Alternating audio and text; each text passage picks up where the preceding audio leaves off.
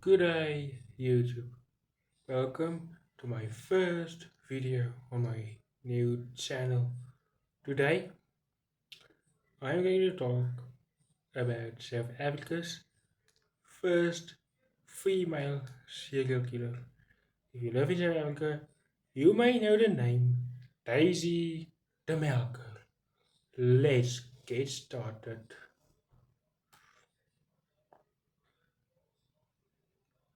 Daisy Lucia C. de Melker, born 1 June 1886, died 30 December 1932. She died just 2 days before 1933.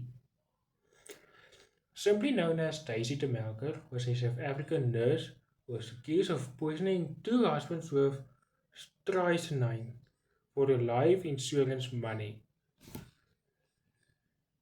All she was found guilty of, however, was poisoning her only son with arsenic for reasons which are still unclear. Daisy de Melker is the second woman to have been hanged in South African criminal history. The death penalty, but we don't have it anymore. Sorry. De Melker was accused of three murders, but only convicted of one, the killing of her son. The charges of poisoning her husband were never proven in a court of law. Citation needed. It was William Sprout, the younger brother of her second husband Robert, who accused the Melker because he wanted Robert's will in favor of the Melker declared invalid. Citation needed. Oh, sorry. The Melker refused to return an alleged loan from her mother-in-law, Jane Sprout, to Robert. She regarded it as a gift and argued that it was not stipulated in the will as a loan. William won the civil case regarding the will, which ran concurrently with the murder trial, and was awarded costs. The Melker withdrew from the date Justice Greenberg sentenced her for murder. The Melker withdrew on the date Justice Greenberg sentenced her for murder. Williams was a Versailles victory. However, to pay her exorbitant legal costs, the Melker had to sell all her assets. She was declared insolvent and was eventually buried in a pauper's grave. Early life. Daisy de Melker was born Daisy Hancorn Smith in Seven Fountains, in what was then the Cape Colony. She was one of 11 children. When she was 11 children. When she was 12, Daisy went to Bulawayo, Rhodesia, now Zimbabwe, to live with her father and two of her brothers. 3 years later, she became a boarder at the Good Hope Seminary School in Cape Town. She returned to Rhodesia in 1903, but soon moved to the colony of Natal and enrolled at the Berea Nursing Home in Durban. On one of her holidays in Rhodesia, Daisy fell in love with a young man named Bert Fuller, or Bert, however you want to say it, a civil servant in a native affairs department at Broken Hill. They planned to marry in October 1907. However, Fuller contracted blackwater fever and died, with Daisy at his bedside on the very day they had planned to marry. Fuller left a will bequeathing £100 to his fiancée. In March 1909, About 18 months after Fuller's death, Daisy married William Alfred Cowell, a plumber in Johannesburg. She was 22 and he was 36. The couple had five children, four of whom died. The first two were twins who died in infancy. Their third child died of an abscess on the liver, and the fourth suffered convulsions and bowel trouble and died at 15 months old. Their last and only surviving child, Rhodes Cecile, was born in June 1911. First perpetrated murder, William Cowell, first husband. Early on the morning of 11 January 1923, William Cowell became ill soon after taking Epsom salts prepared by his wife. The first doctor who attended Cowell did not consider his condition serious and prescribed a bromide mixture, but Cowell's condition deteriorated rapidly. He took a sorry. He took a turn for the worst soon after the doctor left. Daisy summoned the neighbors to help and called for another doctor. Cowell was in excruciating pain when the second doctor arrived. He foamed at the mouth, went blue in the face, and screamed in agony if anyone touched him until he died. Faced with these symptoms, the second doctor suspected strychnine poisoning and refused to sign the death certificate. A post-mortem was subsequently performed by the acting district surgeon Dr. Fergus. The cause of death was certified to be chronic nephritis and cerebral hemorrhage. Daisy, the sole beneficiary of her husband's will, inherited £1,795. Second perpetrated murder. Robert Sprout, second husband. On 11 January 1926, 36, exactly 3 years since her first husband, Daisy married another plumber, Robert Sprout, who was 10 years her senior. In October 1927, okay, Robert became violently ill, suffering excruciating pain and severe muscle spasms similar to those experienced by Cowell. Robert recovered, only to suffer a second attack a few weeks later after drinking beer in the company of his wife and stepson Rhodes. He died on 6 November 1927. That's almost 99 years ago.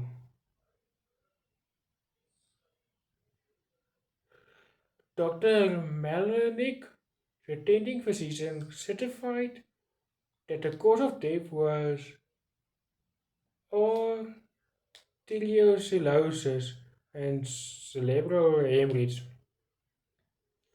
No autopsy was performed.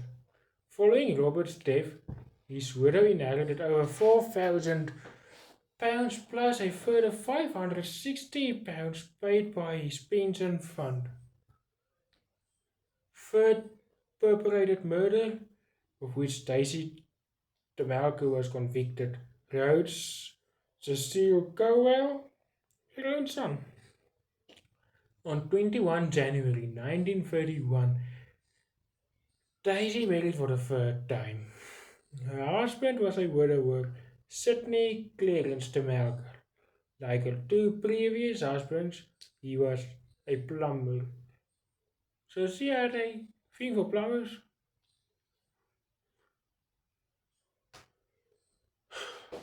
Third husband, third plumber husband.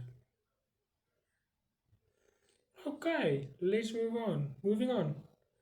Late in February 1932, Daisy had traveled from Germiston, it is near where I live, on the east rand to Turfontein to obtain arsenic from a chemist. She used her former name Sprout and claimed that she required the poison to destroy a sick cat. Sick cat. The story I heard was stray cat.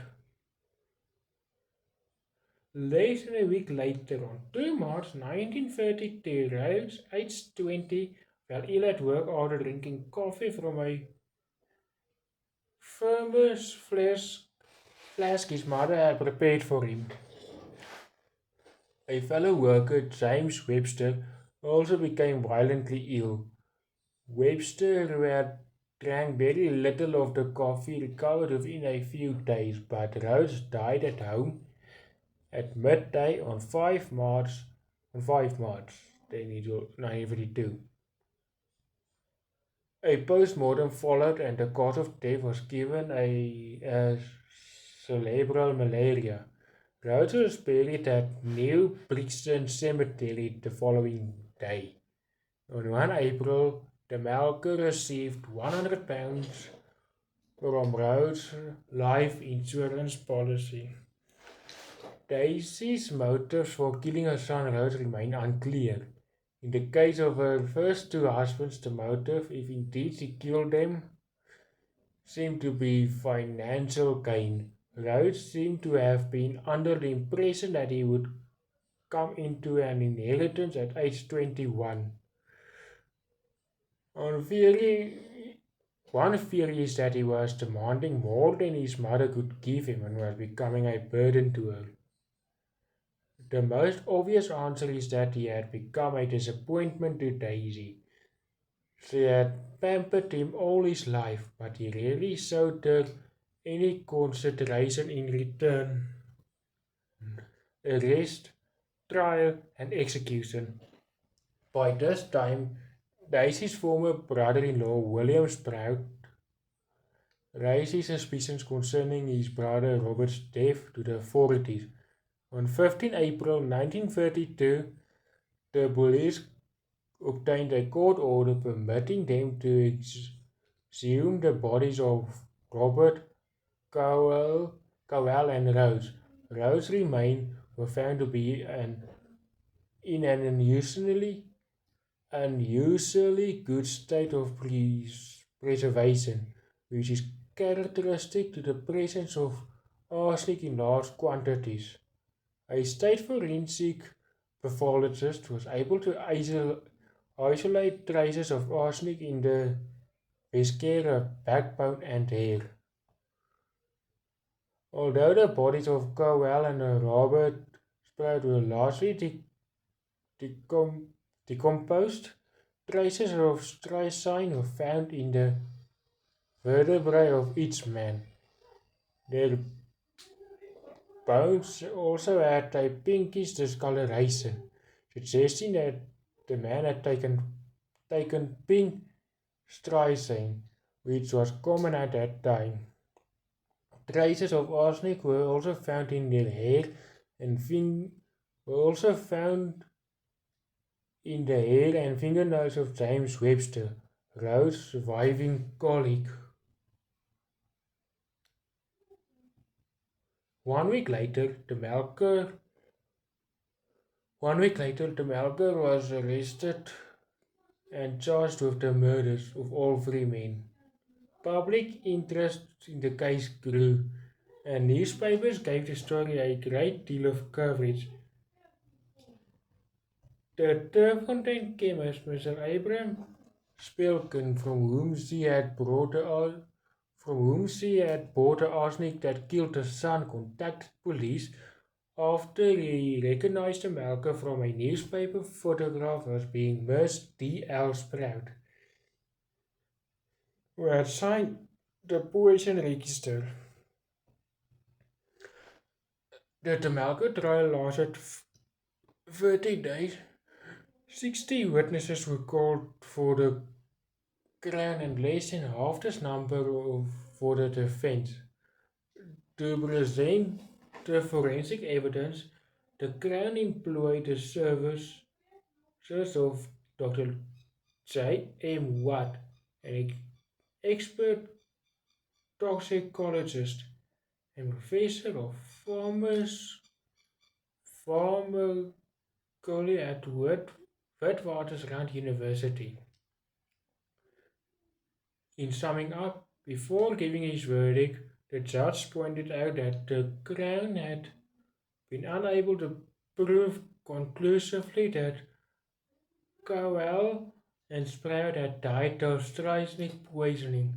It does not convince me, nor does it convict the accused, he said.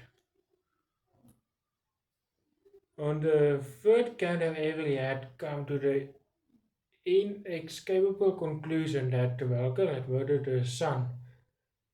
This was evident because Rose Cowell had died of arsenic poisoning. The coffee flask had held traces of arsenic.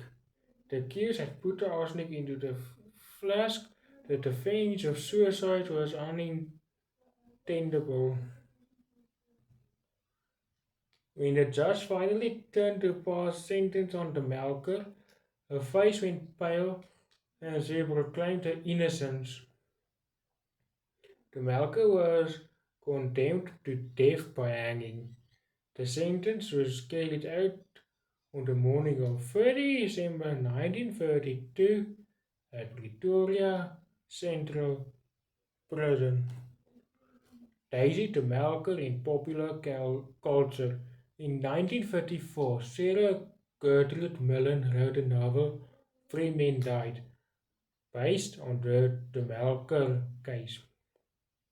In 1993, a television miniseries was made about Daisey the Melker, with Susan Kutzer in the title role.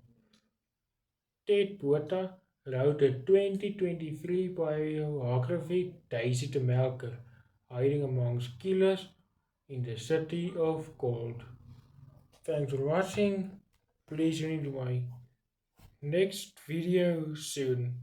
Hopefully the video will be out tomorrow. I'll start recording that video also now maybe. Thanks for watching. Please subscribe. As of now, I have 0 subscribers of making this video.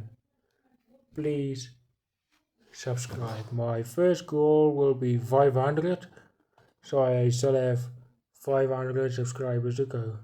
Thanks for watching.